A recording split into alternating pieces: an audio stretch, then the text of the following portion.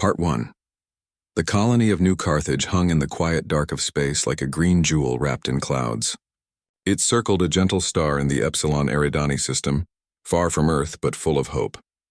For over 20 years, men and women had built homes there, farms that grew wheat under twin suns, schools where children learned math and music, and small clinics where doctors stitched cuts and delivered babies. Life was simple, slow, and good. Daniel Brooks walked along the edge of Field 7 just after dawn. He wore old boots and a faded blue shirt, his hands tucked in his pockets. Once he had fixed satellites in Earth's orbit, but that life felt like someone else's dream now. Here he helped manage the colony's power grid and taught kids how to read star charts. He liked the quiet. He liked that people said hello when they passed on the road. Not far away, Lila Grant knelt in the soil of her greenhouse, fingers brushing the leaves of a young plant. She had come to New Carthage to test crops that could survive drought, frost, and thin air, plants that might one day feed colonies on even harsher worlds.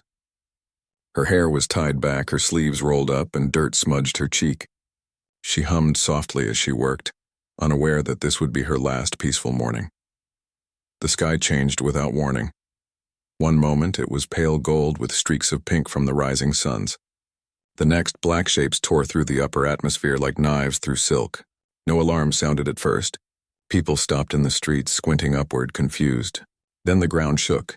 A deep, rolling boom echoed across the valley, followed by a flash so bright it turned day into blinding white. Daniel spun around, shielding his eyes. His heart hammered. That wasn't lightning. That wasn't a meteor. From the greenhouse, Lila stumbled outside, her breath catching in her throat. Above them, 5 massive ships hovered, sleek, black, and silent. They bore no flags, no markings, only jagged edges that seemed to drink the light. Then, without a word, without a signal, they opened fire.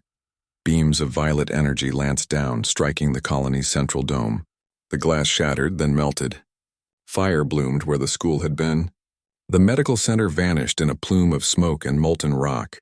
Screams rose, then were swallowed by thunderous explosions.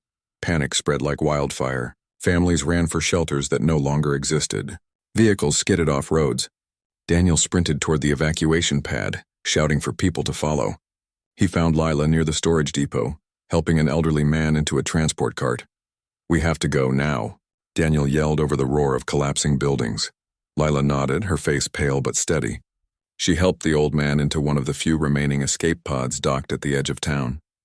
These pods were meant for emergencies, small, fast, and shielded just enough to survive atmospheric exit. There were only 12 of them. Hundreds needed them. As the Cathar ships, though no one knew their name yet, continued their methodical destruction, the pods launched one by one. Each carried 6 to 8 people, packed tight with fear and grief. Daniel and Lila squeezed into Pod 7 with 4 others. A young mother clutching her toddler, a farmer with a broken arm, a technician named Carl, and a teenage boy named Eli who had lost his whole family in the first blast. The pod shuddered as its engines fired. Through the small viewport, they watched New Carthage burn. Fields turned to ash. Homes became craters. The river boiled. The twin suns still shone indifferent as if nothing had changed. Inside the pod, no one spoke. The toddler cried softly. The farmer stared at his boots. Eli pressed his forehead against the cool glass, tears tracking through the soot on his face. Lila closed her eyes, whispering a name, her sister's, over and over. Daniel gripped the edge of his seat, jaw tight, watching the planet shrink behind them. They didn't know who the attackers were. They didn't know why they came. But they knew one thing. New Carthage was gone. Everyone they loved, neighbors, friends, teachers, children, had been erased in less than an hour. The pod's autopilot locked onto the nearest human outpost, a listening station near the edge of the system. It would take 3 days to get there. 3 days of silence, cold rations, and the weight of loss. Back on the planet, the Cathar ships completed their work. They scanned the surface with cold precision, ensuring no life signs remained. Their mission was not conquest. It was cleansing. They believed weak species cluttered the galaxy. Humanity, in their eyes, was noise to be silenced.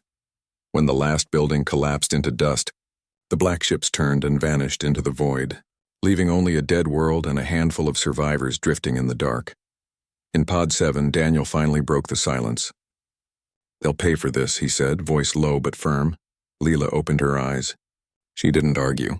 She didn't cry anymore. She just nodded. Far away on Earth, no one yet knew what had happened. News traveled slow between stars. But soon the truth would arrive, not in words, but in the haunted faces of those who escaped. And when humanity learned that one of its own had been wiped out without reason, without mercy, something deep inside the species would stir. Not fear, not despair, but fire. For now, though, there was only the pod, the stars, and the silence of a murdered world behind them.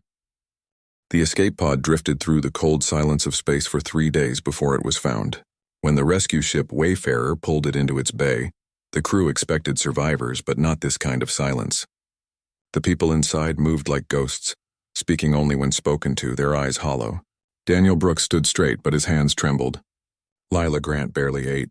The young mother clutched her child as if the universe might try to take her too.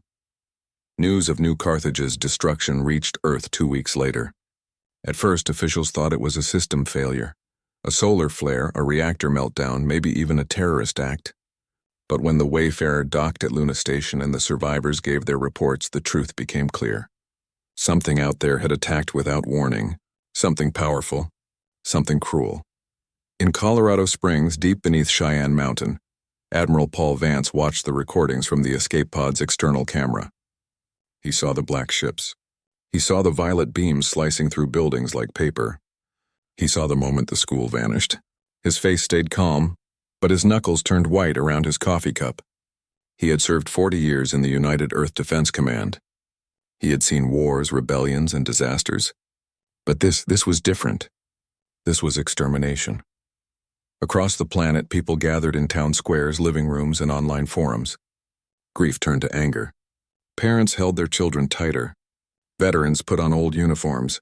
The Unified Security Council, made up of leaders from every nation, met an emergency session. Some argued for caution.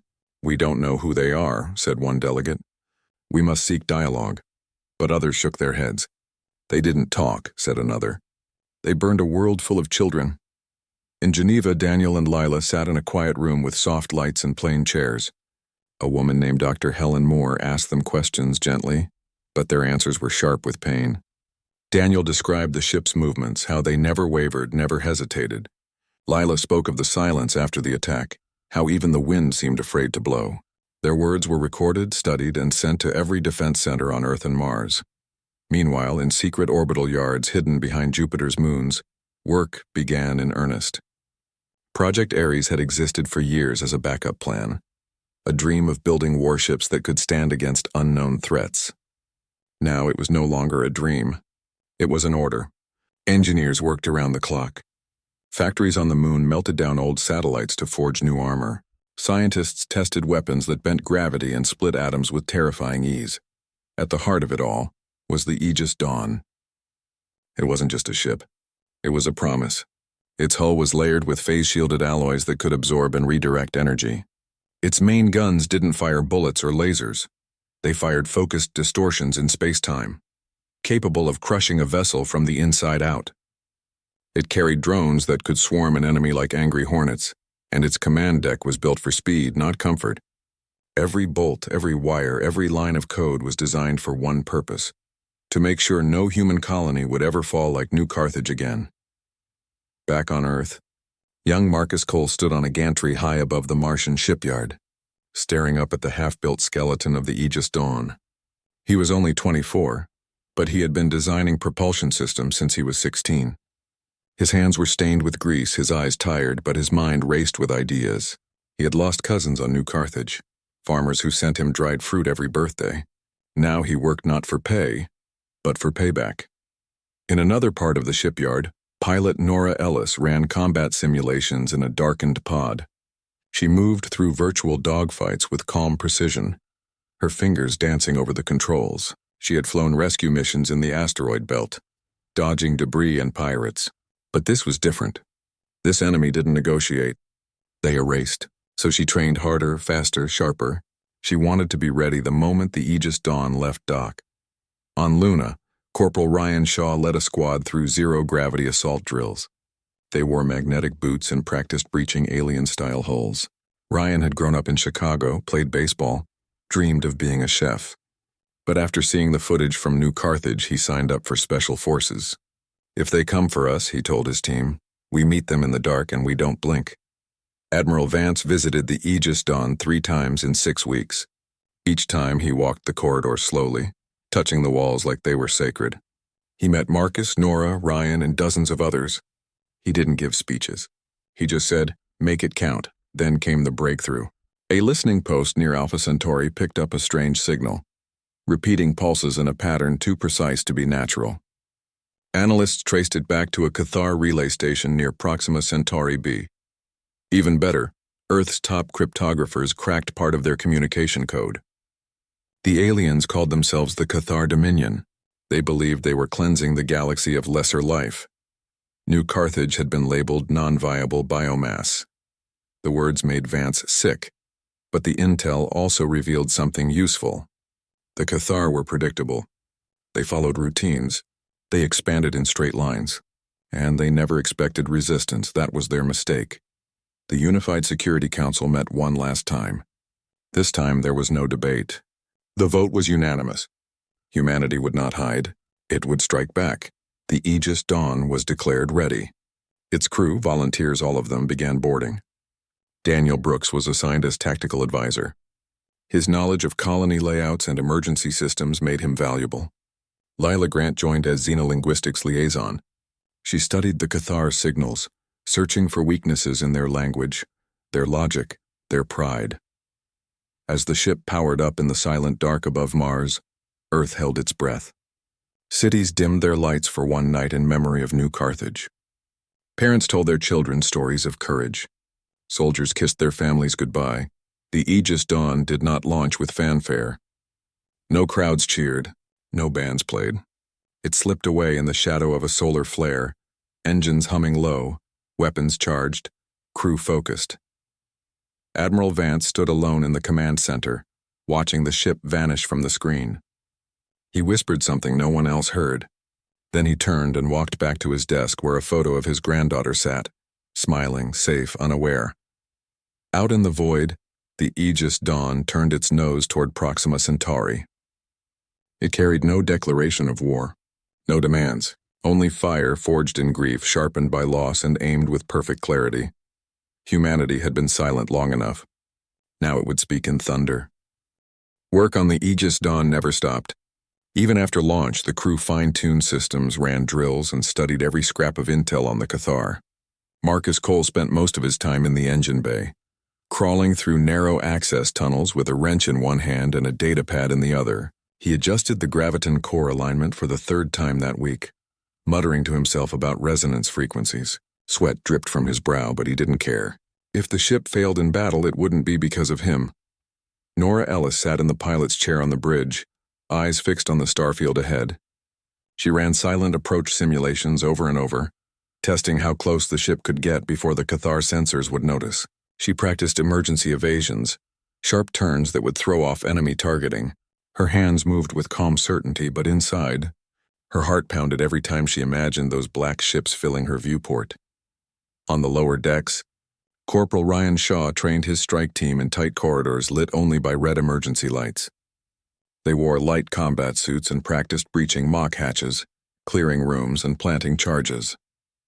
Ryan moved like a shadow, barking orders in a low voice. Slow is smooth. Smooth is fast. His team repeated the phrase like a prayer. They knew they might be the first boots on alien ground. They had to be ready. Daniel Brooks walked the ship daily, checking power relays and communication nodes. He wasn't a soldier, but he carried the weight of New Carthage in every step. He spoke little, but when he did, the crew listened. He had seen what the Cathar did. He knew they wouldn't take prisoners. That knowledge hardened everyone around him. Lila Grant worked in the science bay, surrounded by screens showing alien signal patterns. She listened to hours of Cathar chatter, cold rhythmic bursts of data with no emotion. But she found something odd. Every transmission ended with the same 3-tone sequence. At first she thought it was a sign-off. Then she realized it was a command verification. A way for Cathar ships to confirm orders came from a true commander, not a fake signal. If they could mimic that tone even for a few seconds, they might blind the enemy long enough to strike. She brought her finding to the bridge. Admiral Vance's voice came through the comms from Earth, clear and steady. "Test it," he said. If it works, use it. The crew grew closer as weeks passed. They shared meals in the mess hall, told stories of home, and sometimes sat in silence staring at photos on their personal pads. Marcus talked about his little sister who wanted to be a botanist like Lila. Nora mentioned her dog back in Oregon, a scruffy mutt named Rusty. Ryan never spoke of his family, but he kept a worn baseball in his pocket, a gift from his father. The ship itself became a character among them. Its hum was a constant companion. Its lights flickered sometimes like it was thinking. They called it the Dawn in quiet moments, as if it were alive.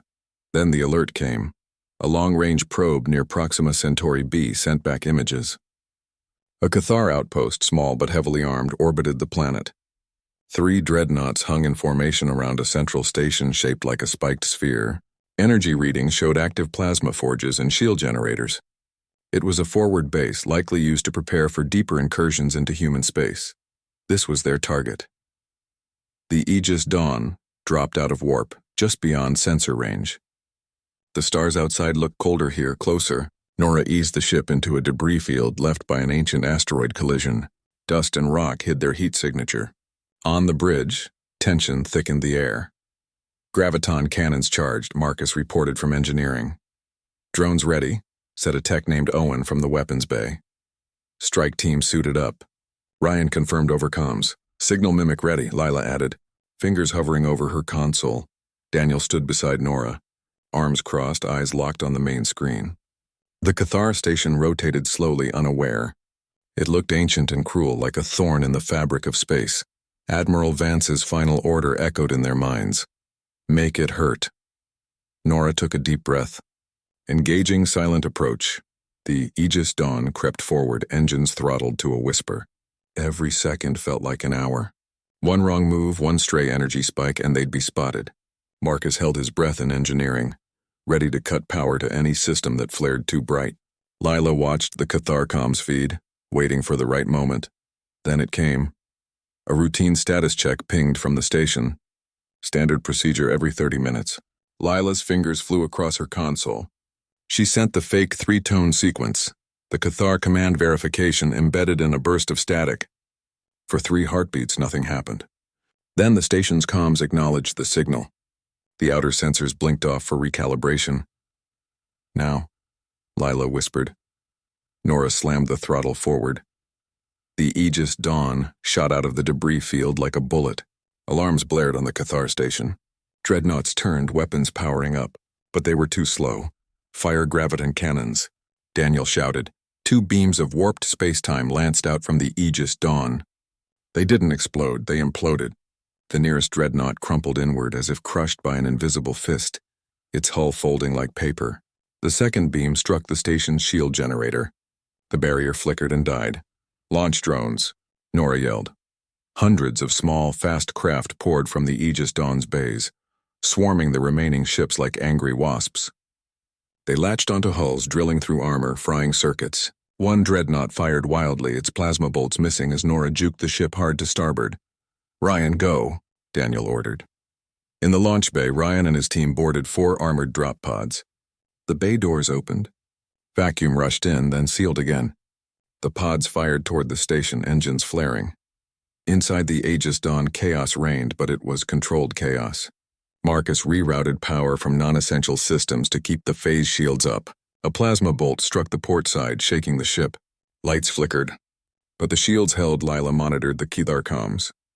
Panic had entered their signals. Short bursts, repeated commands, confusion. They had never been attacked like this. They expected weaklings. They got wolves.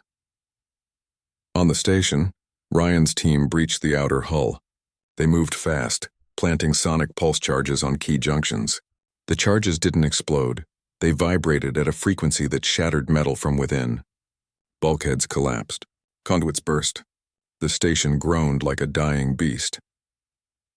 Back on the Aegis Dawn, Nora danced through enemy fire, her hands steady, her mind sharp. She lined up a shot on the last dreadnought. Marcus, give me everything you've got. Overloading graviton core, brace for feedback. Marcus warned. The cannon fired again. This time the beam lasted longer, brighter. The dreadnought split in half, its core detonating in a silent flash of violet and gold. Silence fell over the battlefield. The station was dark. The Cathar ships were gone. Only drifting wreckage remained. Ryan's team returned, exhausted but alive. The Aegis Dawn hovered over the ruins, scanning for survivors. There were none. The Cathar had abandoned their post or died fighting. Daniel looked at the screen, at the broken pieces of the enemy. He thought of New Carthage, of the school, of the river that once ran clear. He didn't smile, but something inside him unclenched just a little. Lila sent one final message on all open channels using the Cathar tone one last time. Not a threat, not a boast. Just 3 words translated into their language. We are coming. Then she shut off the comms. The Aegis Dawn turned toward home, its hull scarred, its crew weary, but its mission clear. The war had not ended, but humanity had spoken, and the galaxy had heard. The Aegis Dawn limped back toward the edge of the Proxima system, its hull scorched and its shields flickering. Inside, the air smelled of burnt wiring and sweat. Medics moved quietly through the corridors, tending to minor burns and bruises.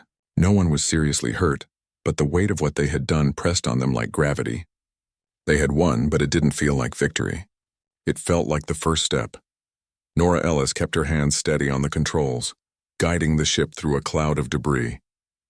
Her eyes were tired but alert. She checked every sensor readout twice, scanning for signs of pursuit. The Cathar might send reinforcements. They might not. But she wouldn't take chances. Not now. In engineering, Marcus Cole wiped grease from his face and stared at the graviton core. It had held, but just barely. The overload had cracked 2 containment rings. He'd need to replace them before they reached Earth, or the next jump might tear the ship apart. He called for spare parts from storage and got to work, humming an old song his mother used to sing. It calmed him. Ryan Shaw sat with his team in the mess hall, peeling off his combat gloves. His hands were raw from gripping his rifle too tight. He didn't speak. None of them did. They just drank water and stared at the table. One of his soldiers, a young woman named Tessa, finally broke the silence. "Do you think they'll come after us?" she asked. Ryan shook his head. "They already are," he said. "But now they know we bite back." On the bridge, Daniel Brooks watched the starfield scroll by on the main screen. The battle replayed in his mind, the way the dreadnought folded in on itself, the silence after the last explosion. He thought of the people on New Carthage. Would this make it right? No, but it made it matter. Lila Grant stood beside him, arms crossed.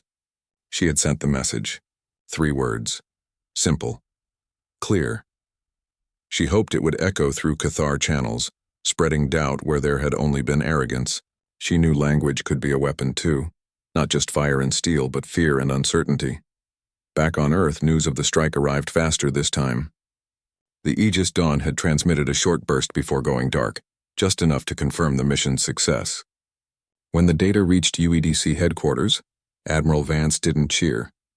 He stood up, walked to the window and looked out at the Rocky Mountains. Then he turned and gave a single order. Begin fleet production. Across the Sol system, shipyards roared to life. On Mars, factories that once built cargo haulers now stamped out warship frames. On Luna, miners dug deeper for rare metals needed for phase shielding. In orbit around Earth, assembly drones welded hull plates day and night. The Aegis Dawn had proven it could be done. Now humanity would build an armada, but the Cathar were not idle. Deep in their territory, near the galactic core, the High Conclave met in a chamber of black stone and cold light. They reviewed the footage from Proxima Centauri b. They saw their ships fall. They heard the human message. For the first time in centuries, doubt entered their ranks. One elder spoke. "This species is not like the others. They do not flee. They strike." Another replied, "Then we erase them faster." Scouts were dispatched. Fleets began to gather. The Dominion would not tolerate defiance. None of this reached the Aegis Dawn yet. The crew only knew their own sky, their own ship, their own breath. They patched what they could. They slept in shifts. They checked on each other. Marcus shared a protein bar with Nora. Ryan walked the corridors to make sure everyone was okay. Lila listened to old Earth music through earbuds. soft piano notes that reminded her of rain. When they finally dropped out of warp near Jupiter, Earth's defense grid pinged them immediately. Friendly voices welcomed them home. Tugs guided them into dry dock. As the airlock hissed open, Admiral Vance stood waiting on the gantry, hands behind his back. One by one, the crew stepped out. They looked thinner, harder, older. Vance didn't salute. He just nodded. Then he walked up to Daniel and put a hand on his shoulder. "You did good," he said. That was all. But it meant everything. In the days that followed, debriefings filled their time. Scientists asked about Cathar tech. Generals wanted battle tactics. Politicians asked if more strikes were possible. The crew answered honestly, clearly, without pride. They weren't heroes. They were survivors who had fought back. But the world saw them differently. News feeds showed their faces. Children drew pictures of the Aegis Dawn. Veterans sent letters. A school in Nairobi renamed its science lab after Lila Grant. A shipyard in Seattle began building the second Ares-class vessel, Aegis Valor, with Ryan Shaw's name etched into its keel. Yet, the crew felt uneasy. They knew this was only the beginning. The Cathar wouldn't forget, and Earth, for all its newfound resolve, was still just one planet among billions. One evening, Daniel and Lila stood on a balcony overlooking Geneva. The city lights shimmered below. Crickets sang in the grass. For a moment it felt peaceful. Normal. "They'll come," Lila said softly. "I know," Daniel replied. "Are we ready?" "We have to be." Back in Colorado Springs, Vance approved the next phase of Project Ares. 10 new ships, faster, stronger, armed with improved graviton cannons and AI targeting. Training programs expanded. Colonies began building hidden defense outposts.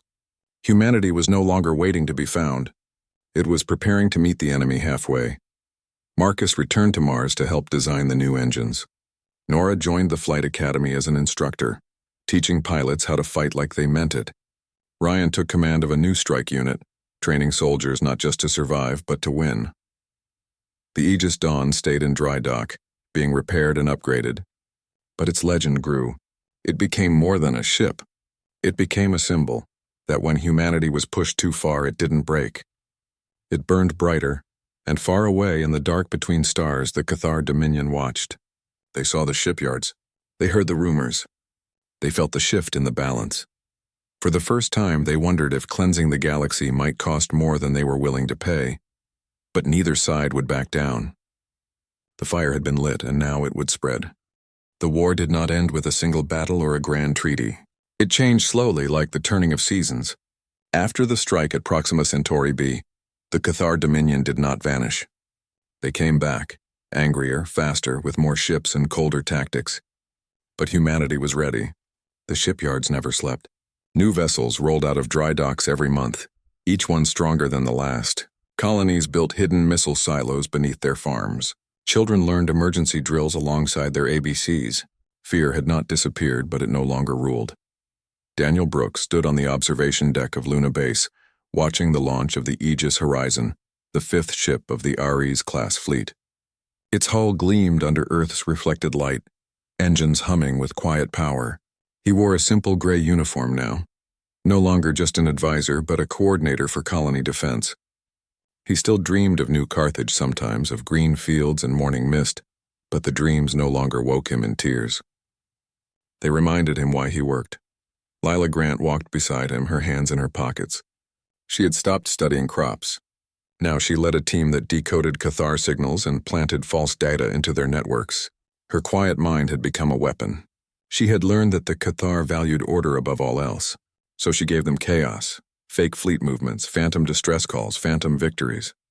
It confused them. It slowed them. And in war, seconds mattered. On Mars, Marcus Cole oversaw the final tests of the new graviton core, smaller, safer, twice as strong. He no longer crawled through tunnels alone. He led a team of young engineers, teaching them what he knew. He told them stories about New Carthage, not to scare them, but to remind them what was at stake. "We don't build ships to fight," he'd say. "We build them so our kids never have to." Nora Ellis flew again, but not alone.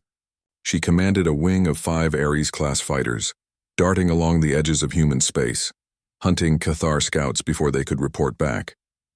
Her call sign was Dawnbreaker, and enemy ships learned to fear it. She never fired without reason, but when she did, she made it count. Ryan Shaw's strike teams had become legends. They hit Cathar supply lines, disabled relay stations, and rescued human prisoners from captured outposts.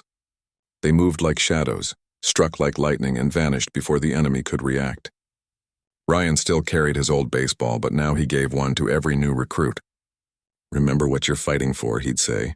"Not just survival. Home." Back on Earth, cities grew quieter at night. People looked up at the stars not with wonder alone, but with watchfulness. Yet life went on. Markets bustled. Schools taught. Lovers held hands under streetlights. Humanity refused to become only a war machine. It fought to protect the soft things, the songs, the gardens, the laughter of children playing in parks. The turning point came near the Tau Ceti system. A massive Cathar fleet, over 30 ships strong, gathered there, preparing to push toward Sol.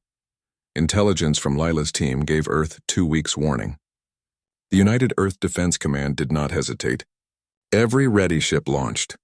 The Aegis Dawn, now fully upgraded, led the charge with Daniel and Lila aboard once more.